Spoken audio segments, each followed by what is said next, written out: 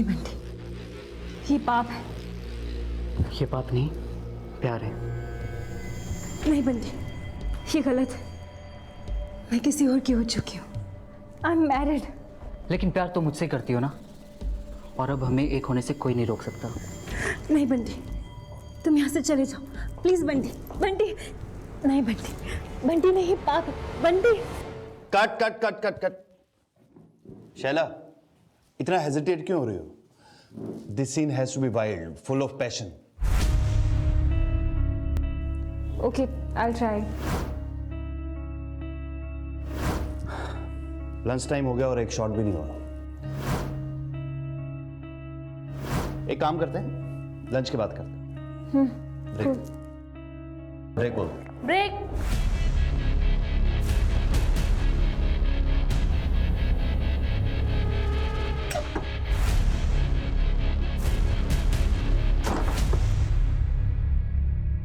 तुम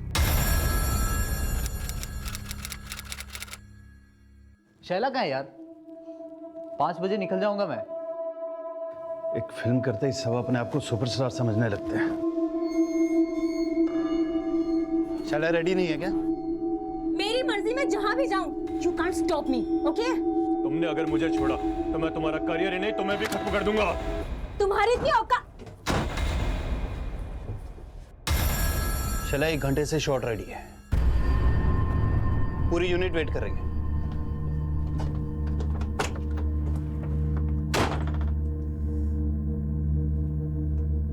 What happened? Mahesh, I need a break. I can't work now. I really need to take rest. मैं यहाँ पर पूरा set लगा कर बैठा हूँ और तुम्हें ब्रेक चाहिए। I'm sorry Mahesh, पर मुझे 3 दिन का ब्रेक चाहिए। And I promise, वापस आने के बाद मैं एक ही स्ट्रेच में तुम्हारा सारा काम खत्म कर दूंगी। Promise. ठीक है, बट प्लीज अपने वर्ड्स पे रहना। I have invested all the money in this film. I can't suffer losses. Please be back after 3 days. Sure, don't worry.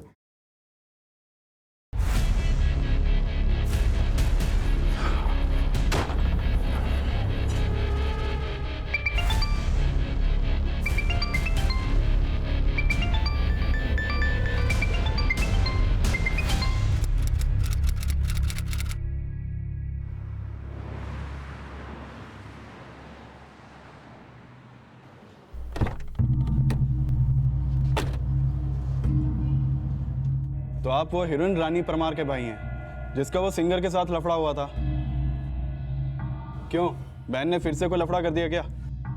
Sir, actually मैं आपसे शैला पठान के बारे में बात करने आया हूँ। कौन शैला पठान?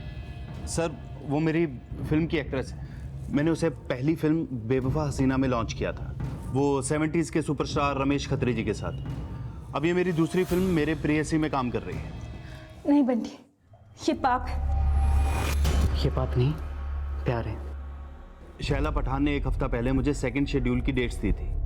अब उसका फोन भी स्विच ऑफ है, उसके घर पे भी लॉक लगा हुआ है। सर, वो मुझसे 50% पैसा एडवांस ले चुकी है और उसके अनप्रोफेशनल एटीट्यूड की वजह से मुझे बहुत लॉस हो रहा है। देखिए महेश जी, अब कल को आपकी हीरोइन आकर हमसे कहेगी कि आपने उसे पैसा नहीं दिया इसलिए वो शूट पे नहीं आई, तो क्या होगा?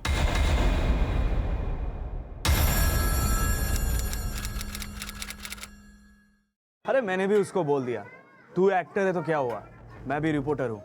ऐसा लिखूंगा ना उसके बारे में कि इंडस्ट्री में कोई काम नहीं देगा उसे।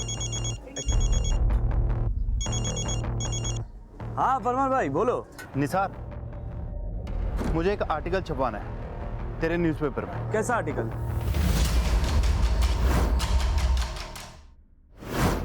अपने नुकसान की भरपाई के लिए महेश परमार ने अपने रिपोर्टर मित्र निसार का सहारा लिया। उसे यकीन था कि शैला ये आर्टिकल पढ़कर डर जाएगी और फिल्म की शूटिंग पूरी करने को राजी हो जाएगी, लेकिन शैला की बजाय किसी और ने अपनी प्रतिक्रिया जाहिर की।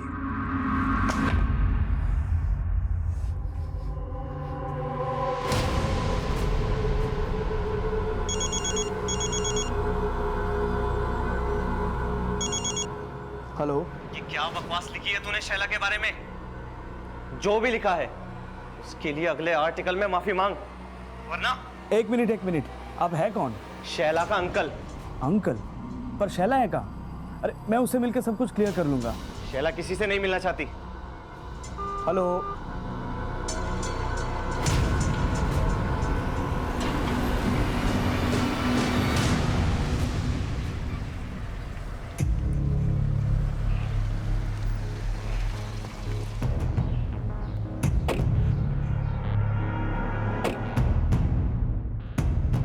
शैला मैडम के घर पे तो पिछले कई महीनों से ताला लगा है। अच्छा, वो और उसकी फैमिली गई कहाँ, कुछ पता है आपको? वो सब तो हमको नहीं पता, लेकिन कई दिनों पहले सब एक साथ निकले थे यहाँ से।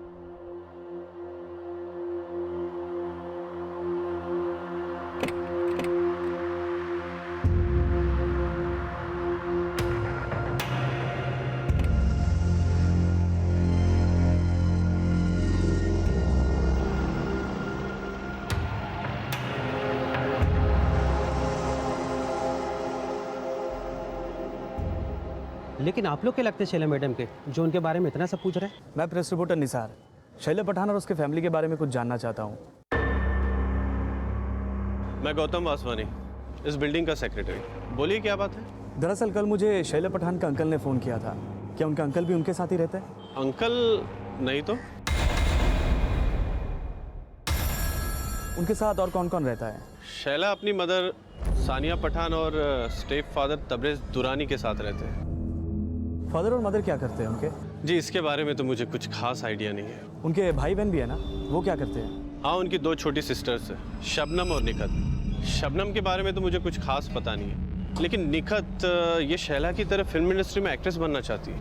और उनका एक भाई भी है साहिल, वो शायद एमटेक कर रहा है, और उनके साथ उनकी कज़न मुस्कान भी रहती है। अच्छा, उनकी फैमिली गई कहाँ, कुछ आइडिया है आपको? दरअसल खंडाला में इनका एक फार्म हाउस है, वहाँ अक्सर ये कई कई दिनों तक जाकर रहते थे। आप चाहे तो वहाँ चेक कर लीजिए। देखिए, मेरी आपसे एक रिक्वेस्ट है, आप मेरे और मेरे सोसाइटी के बारे में आर्टिकल्स में कुछ मत लिखिए, क्योंकि मैं इस सोसाइटी के बारे में कुछ बैड रिपोर्ट्स नहीं चाहता।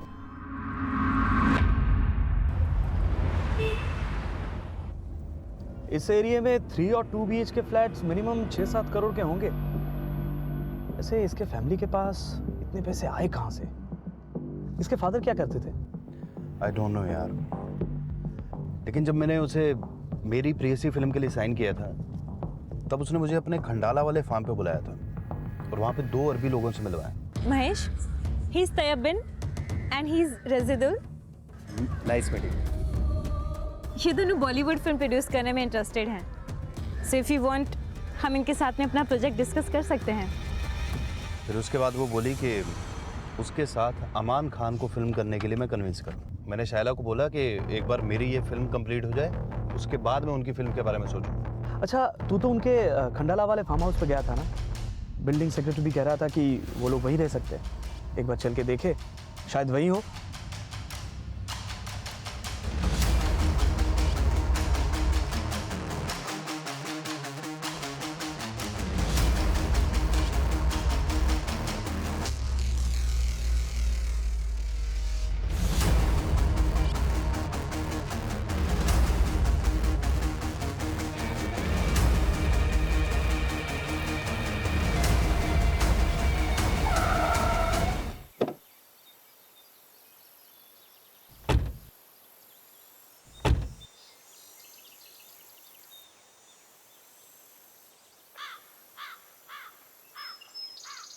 यहाँ पे तो कोई भी नहीं दिख रहा। गार्ड भी नहीं दिख रहा यार। ये दरवाज़ा भी खुला है। चलो अंदर चल के देखते हैं एक बार।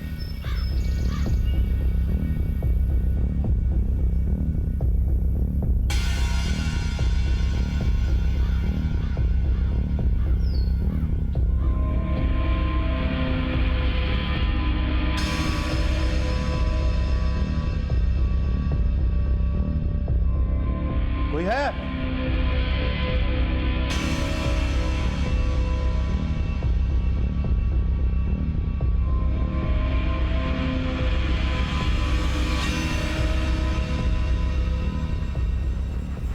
निसार, ऐसे अंदर जाना ठीक नहीं है। कुछ ठीक नहीं लग रहा, तभी तो जा रहा हूँ महेश। फार्म हाउस लॉक नहीं, बाहर एक गाड़ी भी खड़ी है, और ये सब कुछ देख। तुम्हें शैला के अंकल ने फोन किया था ना कल? हाँ। एक बार उनको कॉल करके देखो।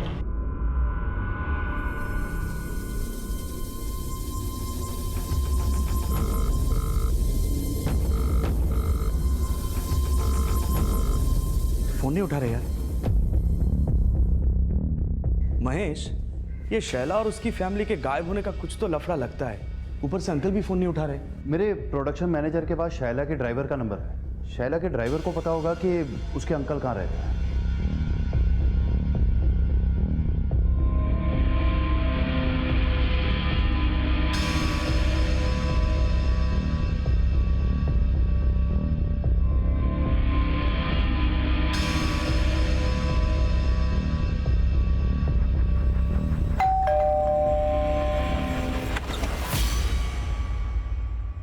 जी बोलिए। एक्चुअली शैला पठान के ड्राइवर ज्ञान पांडे ने आपका एड्रेस दिया था। उसने बताया कि शैला अक्सर यहाँ पे आया करती थी। जी हाँ, लेकिन आप लोग कौन हैं? अंकल, मैं न्यूज़ रिपोर्टर निसार पवार। मैंने ही शैला पठान का वो आर्टिकल लिखा था और शायद आपने मुझे कल कॉल भी किया था। आप शैला के अंकल हैं ना? मैं आपको कॉल क्यों करूँगा? और मैं शैला का अंकल नहीं, मैं उसका फादर हूँ। आप लोग यहाँ क्या करने आए? जाकिर शायला पठान के पिता और शायला की मां सान्या के पहले पति थे, जिनका अब तलाक हो चुका था, और सान्या ने अब तबरेज से शादी कर ली थी। लेकिन शायला के वो अंकल कौन थे जिन्होंने रिपोर्टर निसार को फोन किया था, और पिछले कई दिनों से शायला और उसका परिवार कहां गायब था, इसके बारे में उसके पिता जाकिर को भी कुछ नहीं पता था। और निसार और डायरेक्टर महेश के उनसे मिलने के बाद उनके द्वारा शायला और उसके परिवार की मिसिंग कंप्लेंट दर्ज करवा दी गई और जल्द ही पुलिस शायला के वर्सोवा वाले घर पहुंची।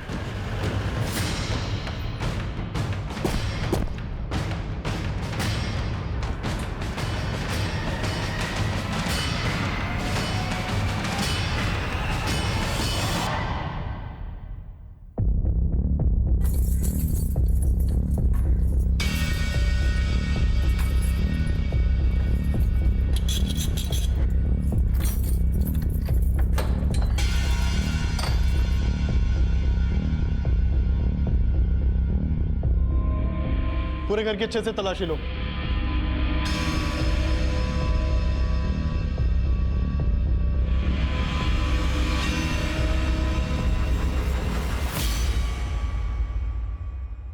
ये तो सैटेलाइट फोन है।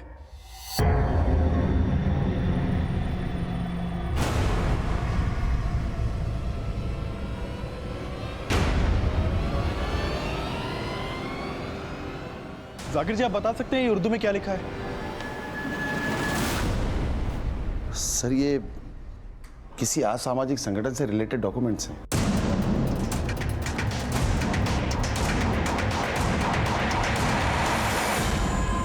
शायला पठान के घर से असामाजिक गतिविधियों से जुड़े डॉक्यूमेंट्स और सुराग का मिलना और शायला और उसके परिवार का इस तरह से अचानक गायब हो जाना काफी संदिग्ध नजर आ रहा था। ये पूरा मामला अब काफी बड़ा रूप ले चुका था और जल्द ही इस केस की अगुवाई मुंबई क्राइम ब्रांच के डीसीपी गुरवेश नागरे को सौंप दी गई।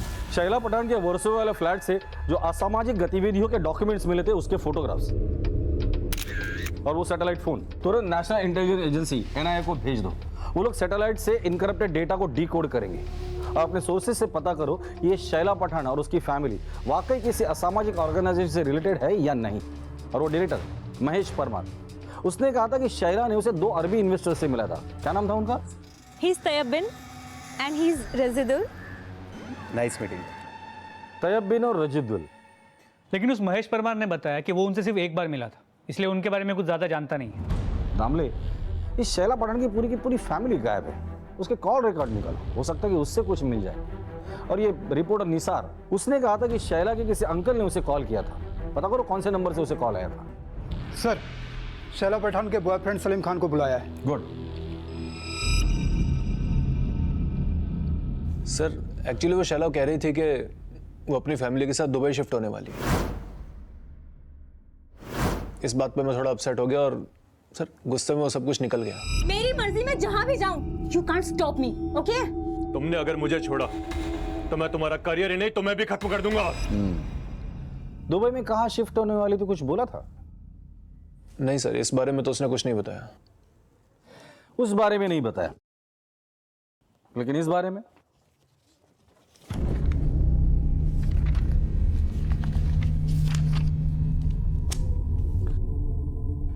उसका असामाजिक संगठन से संबंध था। इस बारे में तो बताया होगा ना उसने? नहीं सर। अगर मुझे ऐसा कुछ पता होता तो मैं उससे कभी कोई रिलेशन नहीं रखता। कैसा रिलेशन था तुम्हारा शैला के साथ? सर, मैं शैला से प्यार करता था। और फैमिली? नहीं सर, उसकी फैमिली के बारे में मैं कुछ नहीं जानता। सर, शैला बॉलीवुड की टॉप एक्ट्रेस बनना चाहती थी, लेकिन अचानक से उसका दुबई जाने का फैसला बहुत अजीब लगा मुझे। शायला पठान के बॉयफ्रेंड सलीम के बयान के बाद पुलिस इंडिया से दुबई जाने वाली फ्लाइट्स की पूरी डिटेल्स निकालने के लिए सभी एयरलाइन से कांटेक्ट करने में जुट गई। और शायला पठान की हाउसिंग बिल्डिंग में की गई पूछताछ में सामने आया कि शैला, उसकी मां Sania, step father Tabrez, sisters Shabnam और नेहकत, ब्रदर साहिल और कजन मुस्कान 5 मार्च 2011 की सुबह 2 अलग-अलग कार से कहीं जाने के लिए निकले थे।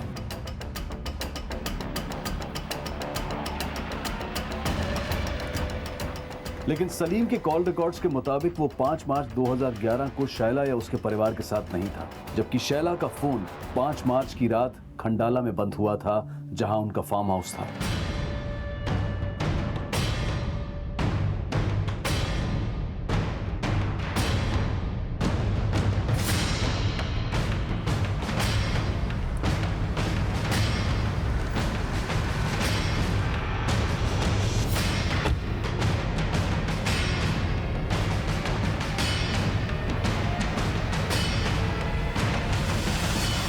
लेकिन फार्म हाउस पर जो कार मिली वो शैला की मां सानिया की थी, जबकि शैला की कार गायब थी। गाड़ी सर, चेक करो गाड़ी। दामले, सानिया पठान की गाड़ी के डिटेल्स हर जगह सर्कुलेट कर दो। वैसे आप 20-25 किलोमीटर के रेडियस में सीसीटीवी होना मुश्किल है, फिर भी कोशिश करो इस बंगले की तरफ आने जाने वाले रास्ते में कहीं सीसीटीवी हो और उसने शैला पठान की गाड़ी को कैप्चर किया। सर,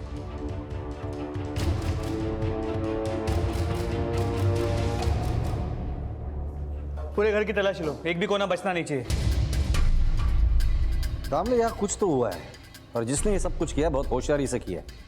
फॉरेंसिक को बोलना यहाँ जो भी टेक्निकल एविडेंसेस मिलता है सब जमा करें।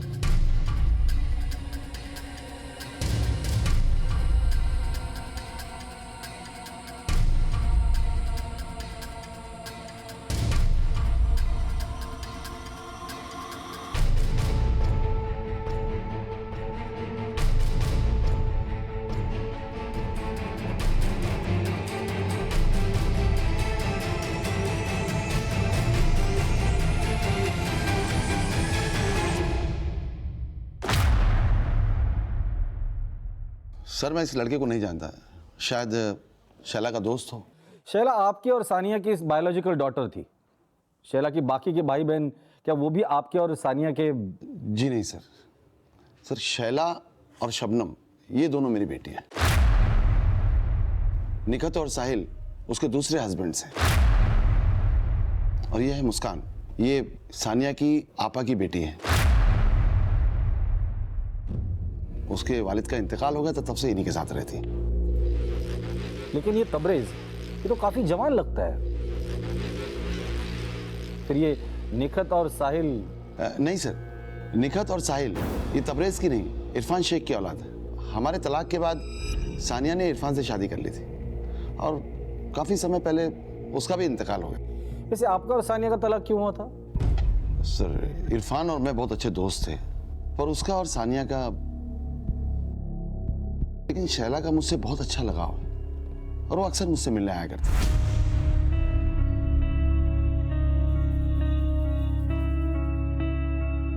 आपका गारमेंट एक्सपोर्ट का बिजनेस है ना? जी। कौन सी कंट्रीज में एक्सपोर्ट करते हैं आप? Uganda, Uzbekistan, Tasmania, Nigeria, Kenya. कोई गल्फ कंट्री? जी नहीं। लेकिन सुना है आपकी बेटी शैला के गल्फ कंट्रीज में अच्छे कनेक्शंस हैं। ये तैयबीन और रजिदुल नाम के 2 अरबी है जो उसके लिए फिल्म प्रोड्यूस करने वाले थे। क्या आप जानते हैं इन दोनों को? जी नहीं, लेकिन आप शैला के बारे में गलत मत सोचिए। वो किसी भी तरह के गलत काम में इन्वॉल्व नहीं हो सकती। लेकिन उसके घर में जो कुछ भी मिला है ना, उससे तो यही लगता है कि वो गलत काम में इन्वॉल्व थी। हैरानी तो मुझे भी है, लेकिन दिल इस बात को मानने के लिए तैयार नहीं है। और बाकी के लोग? सर, शैला के अलावा मेरी और बाकी लोगों से कोई खास बातचीत नहीं थी। अच्छा, ये शैला एक स्ट्रगलिंग एक्ट्रेस थी, फिर वर्सोवा में करोड़ों का घर, खंडाला में प्रॉपर्टी, ये कैसे पॉसिबल हुआ? दरअसल सानिया के अब्बू का आगरा में डायमंड का काफ़ी बड़ा कारोबार था और उनके इंतकाल के बाद वो सारा बिजनेस और वहाँ की सारी प्रॉपर्टी वो सानिया के नाम हो गई। जी, ये सानिया का तीसरा हस्बैंड तबरेज, ये करता क्या है? मैं उसके बारे में तो कुछ नहीं जानता, लेकिन वो तीसरा नहीं सर, वो चौथा हस्बैंड। चौथा हस्बैंड? जी हाँ, इरफान के इंतकाल के बाद सानिया ने आमिर से शादी की थी। ये आमिर रहता कहाँ है? सर मुंबई का ही है सर, मिल्लत नगर में कहीं रहता है। ये वही आमिर था जिसने रिपोर्टर निसार को शैला के खिलाफ लिखे गए आर्टिकल पर माफी मांगने की धमकी दी थी और इसने अपने आप को शैला का अंकल बताया था। और निसार द्वारा दिए गए उस नंबर से पुलिस पता कर चुकी थी कि निसार को इसी आमिर द्वारा कॉल किया गया था। शैला ने मुझे बताया था कि वो अपनी अम्मी और भाई बहन के साथ दुबई शिफ्ट हो रही है। ये क्या कह रही है बेटा? तो हमेशा के लिए दुबई शिफ्ट हो रही है? जी अब्बू, और सिर्फ मैं ही नहीं, हम सभी जा रहे हैं। और तुम्हारी अम्मी का वो स्टोन का बिजनेस और सारी प्रॉपर्टीज? और उसने मुझसे कहा कि सानिया के एब्सेंस में सारा बिजनेस आमिर देखेगा, और जिसके लिए सानिया ने उसे पावर ऑफ अटर्नी भी दी। आपको क्या लगता है, इस आमिर का किसी असामाजिक संगठन के साथ कोई कनेक्शन हो सकता है? इसके बारे में मुझे तो कुछ पता नहीं है सर। आमिर एक गरीब फैमिली से था और सानिया से शादी के बाद उसके पैसों पर ऐश कर रहा है। क्या शैला ने आपको कभी बताया था कि वो दुबई में कहाँ शिफ्ट हो रही है? नहीं सर, उसने मुझसे कहा था कि वो जाने से पहले मुझसे मिलेगी और मुझे बताएगी, लेकिन उसके पहले ये सब। सर आप आमिर से पूछिए, शायद उसे कुछ पता हो।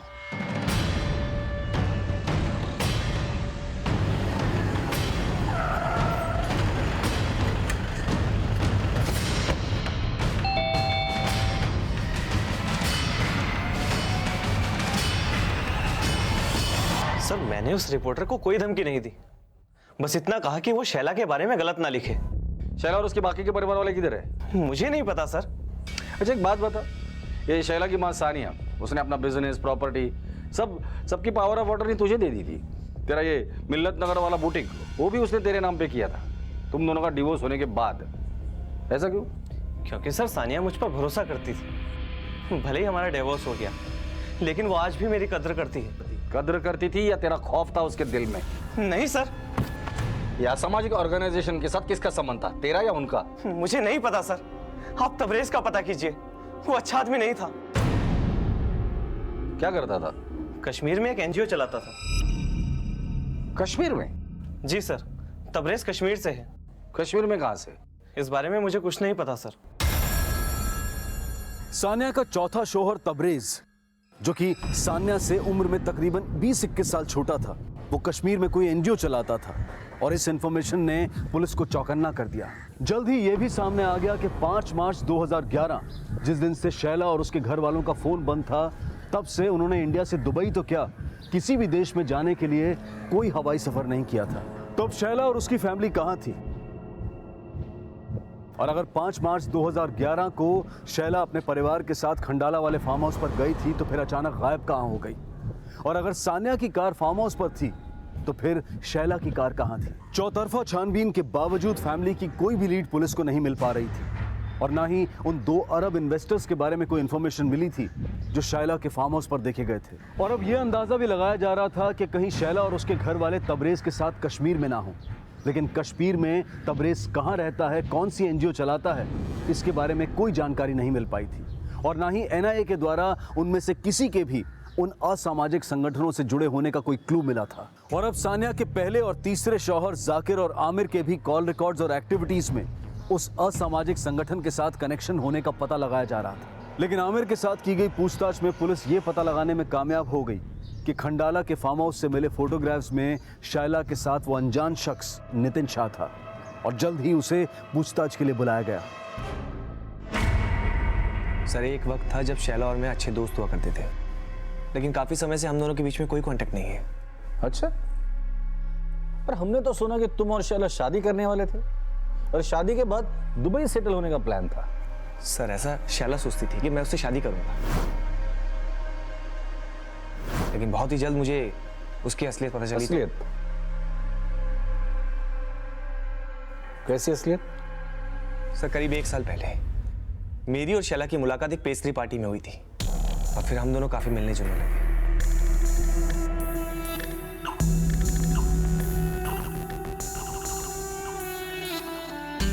मैं अपने डैड के बिजनेस के सिलसिले में अक्सर दुबई आया जाया करता था। सर हमें नज़दीक आने में ज़्यादा वक्त नहीं लगा और फिर एक दिन वो मुझसे बोली कि क्यों ना हम शादी कर लें और शादी करके हमेशा हमेशा के लिए दुबई शिफ्ट हो जाएं।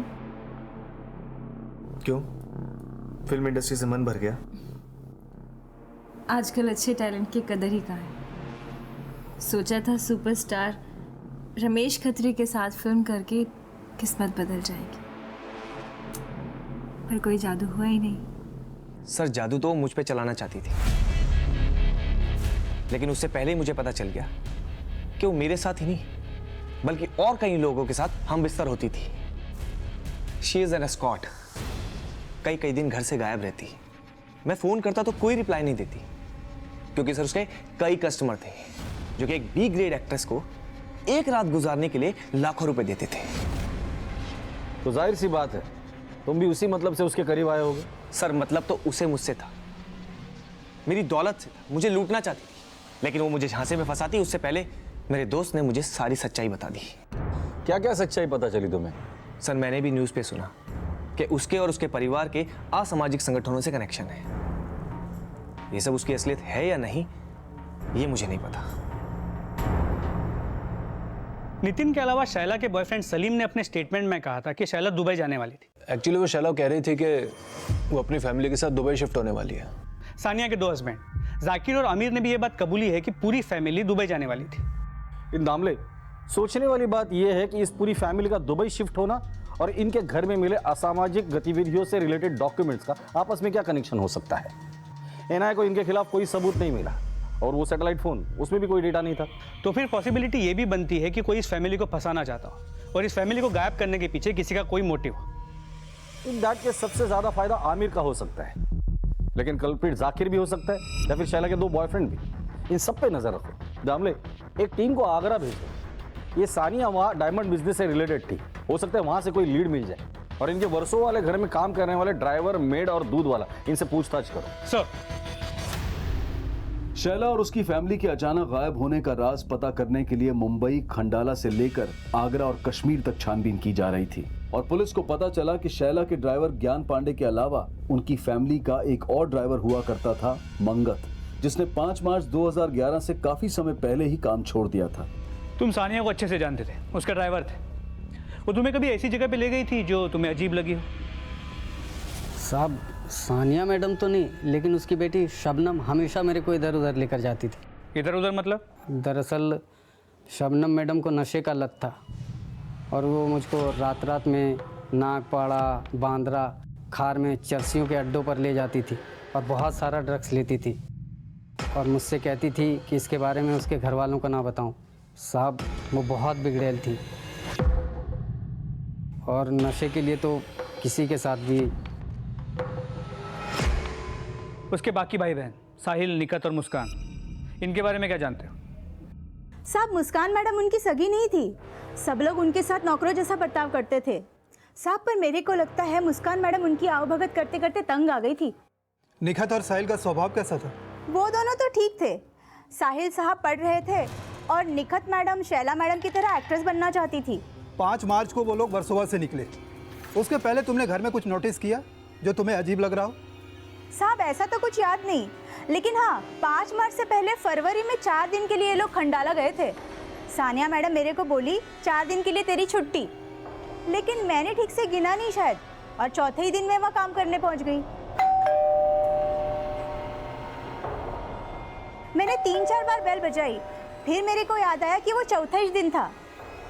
लेकिन साहब, मैं दूसरे के घर से काम करके वापस आ रही थी ना, तो मैडम के फ्लैट से मैंने उनका दूध वाला जुनैद को बाहर निकलते हुए देखा।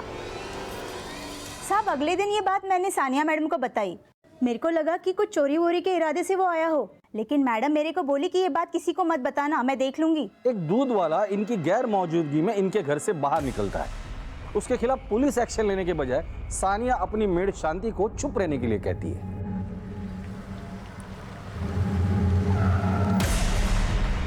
ऐसा तभी होता है जब वो इंसान उसका खास हो या फिर राजदार।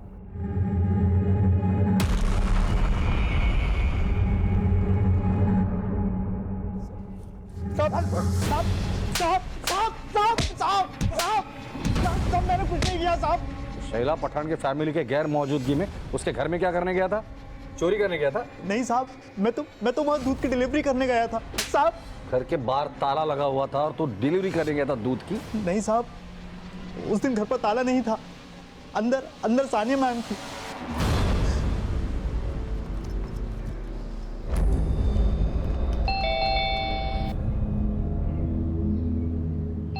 वैसे तो रोज मुस्कान मैडम दरवाजा खोलती थी, लेकिन उस दिन अचानक सानिया मैडम ने दरवाजा खोला। क्या देख रहे हो? जाओ किचन में जाके दूध रखो।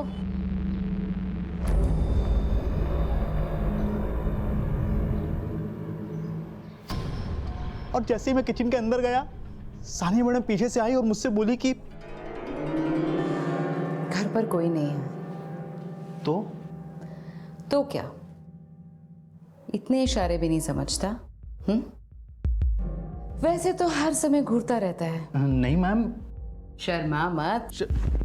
शर्म तो आपको आनी चाहिए मैडम जी। जवान बेटियां हैं आपकी और आप इस तरह से छी बोलता है मुझे? 2 मिनट लगेंगे मुझे पड़ोसियों को यहां पर बुलाने में। रेप का इल्जाम लग गया ना एक बार तो जिंदगी भर जेल में काटेगा। चुपचाप चल। उसने मुझे ब्लैकमेल करके मेरे साथ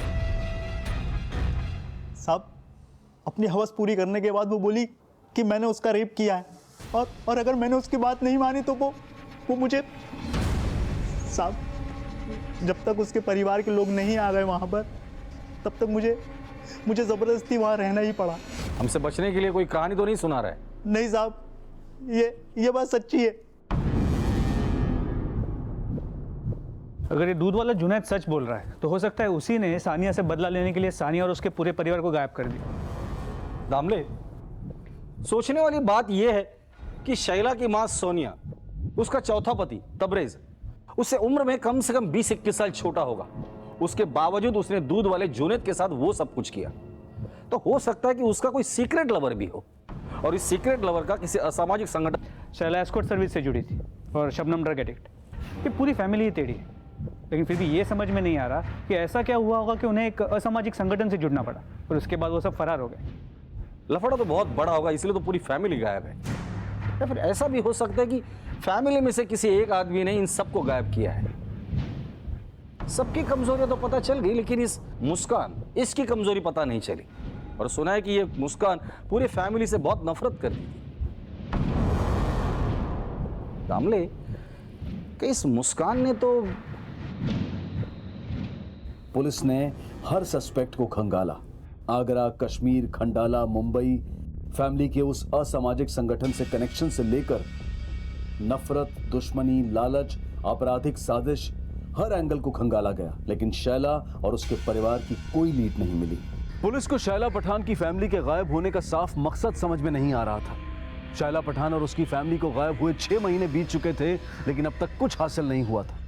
लेकिन 6 महीने के बाद कुछ ऐसा हुआ जिसने इस केस का पैमाना और भी बड़ा कर दिया।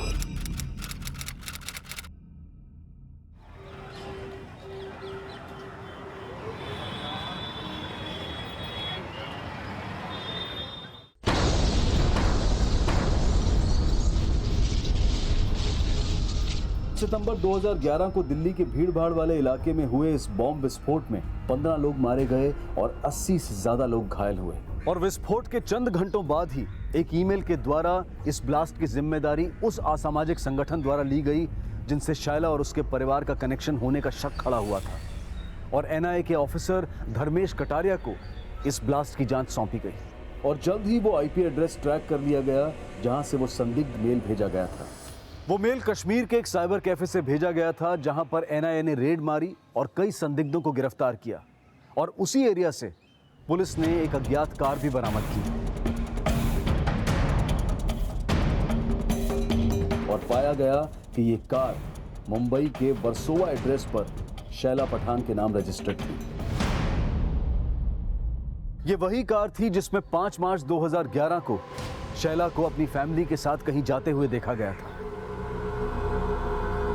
शैला पठान 6 महीने से अपने फैमिली मेंबर के साथ गायब है और उनके घर से असामाजिक गतिविधियों से जुड़े डॉक्यूमेंट्स और सैटेलाइट फोन भी मिला है और गाड़ी यहाँ पर कश्मीर में मिली है। हो सकता है वो 6 महीने से यहीं पर रह रहे हो। हमें भी ऐसा ही शक था। शैला पठान का स्टेप फादर तबरेज, वो कश्मीर से। आप ऐसा कीजिए, शैला और उसके स्टेप फादर तबरेज और बाकी फैमिली मेंबर्स की डिटेल भेज दीजिए। हम यहाँ पर ढूंढते हैं उन्हें, हो सकता है वो यहीं पर छिपे हों। ठीक है सर। शैला के स्टेप फादर तबरेज समेत शैला पठान के हर फैमिली मेंबर को एक बार फिर से एनआईए के द्वारा इन्वेस्टिगेट किया जा रहा था और फोरेंसिक टीम को शैला पठान की गाड़ी में एक ट्रैवल एजेंसी का विजिटिंग कार्ड मिला था।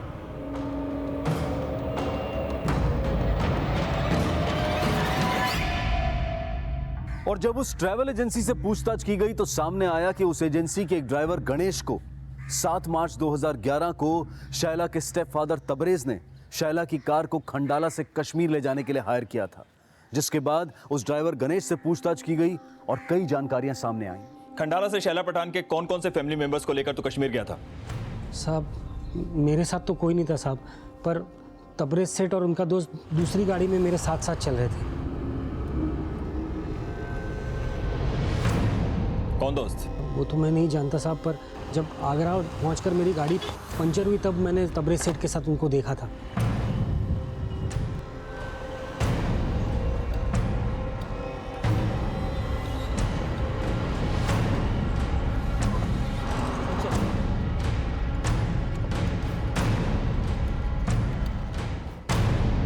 सर ये राशिद खान है। शैला के स्टेप फादर तबरेज के साथ मिलकर कश्मीर के पुलवामा एरिया में एनजीओ चलाते थे, लेकिन ये दोनों सोशल वर्क नहीं बल्कि चैरिटी के नाम पे चंदा इकट्ठा करते थे। तबरेज वहां से असेंबली इलेक्शन भी लड़ा था और हार गया, और उसके बाद वहां से लाखों रुपए लेके गायब हो गए।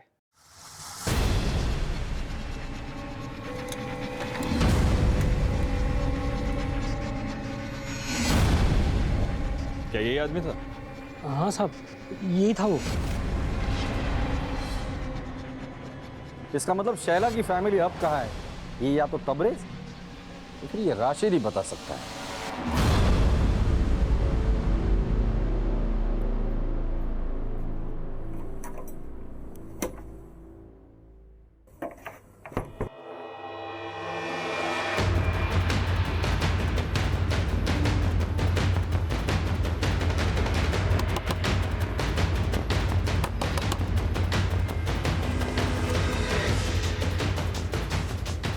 आखिरकार राशिद को एनआईए टीम ने दिल्ली निजामुद्दीन से अरेस्ट कर लिया और उसके बयान के मुताबिक जल्द ही एनआईए को तबरेज के ठिकाने का भी पता चल गया।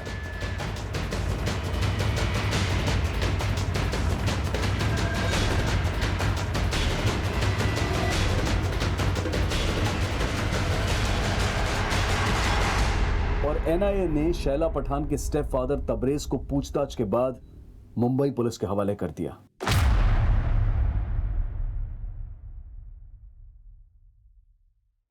साहब मैंने धर्मेश साहब को ही बताया, मेरा इस बॉम्ब ब्लास्ट से कोई लेना देना नहीं है, मैं कुछ नहीं जानता। बताया उन्होंने मुझे, लेकिन शैला पठान की फैमिली के गायब होने के बारे में तो तुझे पता होगा। देख तबरेज, अपना मुंह खोल दे, क्योंकि तेरे राशिद ने अपना मुंह खोल दिया है। 5 मार्च की रात वो तेरे साथ तेरे खंडाले वाले फार्म हाउस पे था, ये पता चल चुका है हमें। बोल बोल। साहब इस राशिद को मैंने ही खंडाला वाले फार्म हाउस पे जॉब पे लगवाया था, क्योंकि इस सानिया से तंग आ गया था मैं। झूठे सपने दिखाए थे इसने मुझे कहती थी कि मैं हीरो जैसा लगता हूँ और मुझे अपनी बेटी की तरह फिल्म इंडस्ट्री में हीरो बनाएगी। अपना पति बना के मुझे नौकर बना दिया था उसने।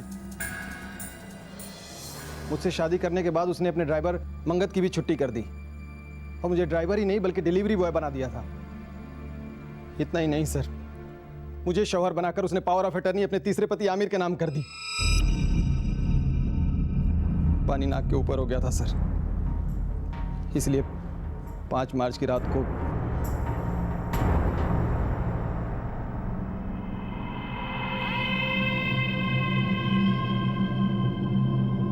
मैंने और राशिद ने वहां पर रॉड और चाकू का बंदोबस्त पहले से ही कर दिया था और जैसे ही मुझे मौका मिला मैं सानिया के साथ अपनी भड़ास निकालने लगा। तूने समझ क्या रखा है? नौकर बनाने के लिए शादी की थी तूने मुझसे? तेरी इतनी मजाल, मुझसे ऊंची बात करता है।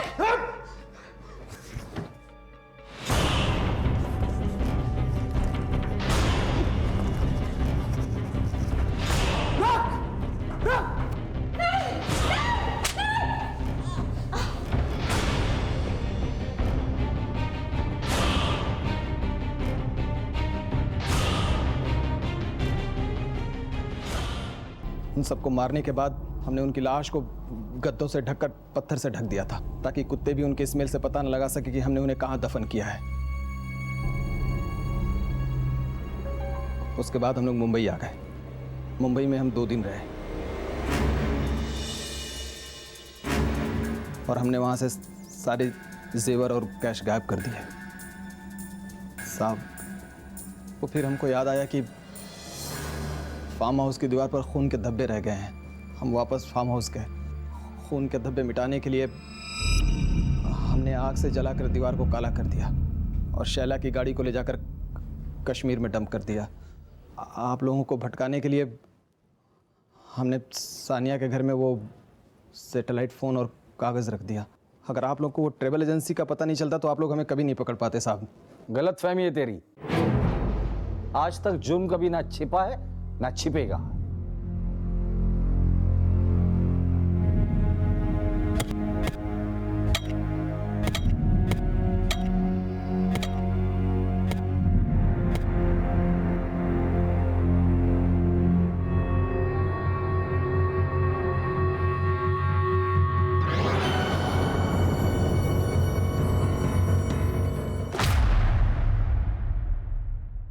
पुलिस ने जब इन बॉडीज का पोस्टमार्टम करवाया तो पता चला कि शायला पठान और उसकी बहनों शबनम और मुस्कान के लंग्स में मिट्टी थी, जो इस बात की तरफ इशारा कर रही थी कि जब उन्हें दफनाया गया था तब वो जिंदा थी।